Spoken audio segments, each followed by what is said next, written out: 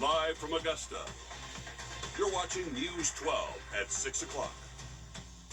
We're on your side with a safety alert with how to avoid being the victim of a car break-in, what you need to know tonight.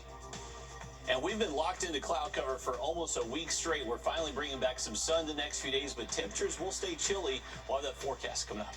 Good evening and thanks for joining us. I'm Wrdw. Tonight, Augusta is still nearly $7 million short of a balanced budget, and time is running out. Mayor Garnett Johnson saying commissioners are weighing every option, more cuts, possible tax increases, and a hard look at how efficiently departments operate. He's also promising transparency on 2 department audits still in the air: Parks and Recreation and Housing and Community Development. Here's Sydney Hood is live for us in the newsroom in Sydney. The mayor says that you cannot cut your way out of a deficit and you cannot tax your way out either. So what's the path moving forward here?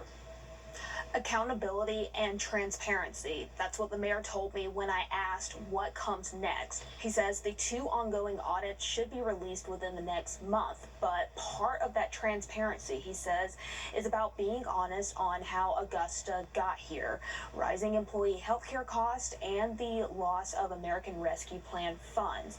The mayor says Augusta deserves better than budget deficits and inefficiency, but with about 3 weeks left and still that $7 million gap, the options are shrinking.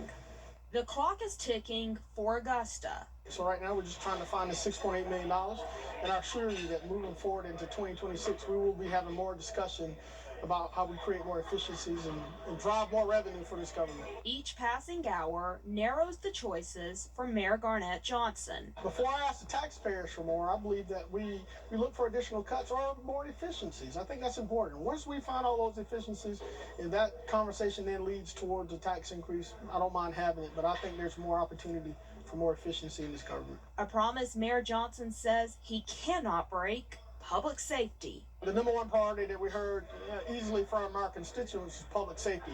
I believe the sheriff should be funded. We made a pledge to him last year when he wanted to increase the number of deputies on the streets. We heard that call. We answered that call. Keeping that pledge meant cutting somewhere else. All of these dollars are not derived towards the sheriff's office. He's done a great job of reducing his ask from $13 million to about $7 million. So everyone's working, and I don't think it's unfair to ask other departments to do the same.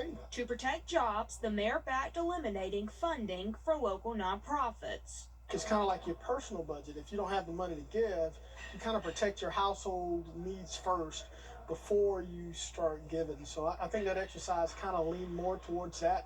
Let's take care of home first, and then when the extra dollars are there, then let's look out for organizations that do so much good throughout our community. The phrase tough conversations keeps getting tossed around, but what's even tougher is finding a path forward. People often say you can't cut your way out of this deficit. You can not additionally tax your way out of this deficit. I think it's going to take a combination of both. The clock is still running, and the choices only get harder. Now, commissioners will meet again on December 16th to try again to balance the budget. State law requires them to do this by the end of the year, and if not, the city attorney warned commissioners that the government would shut down. But the mayor told me multiple times today he is confident a budget will be balanced soon. And this is something that we are going to continue to watch closely as it all unfolds and as they continue to have these meetings. Thank you for that, Sydney. In breaking tonight, a man is arrested in connection to a fire that burned down a camper and injured a woman last week in Beach Island. 37-year-old Michael Reese is charged with first-degree arson and first-degree domestic violence.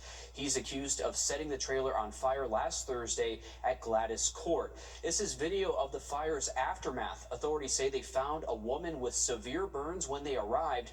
The victim's daughter told deputies that Reese used a gas can to start the fire.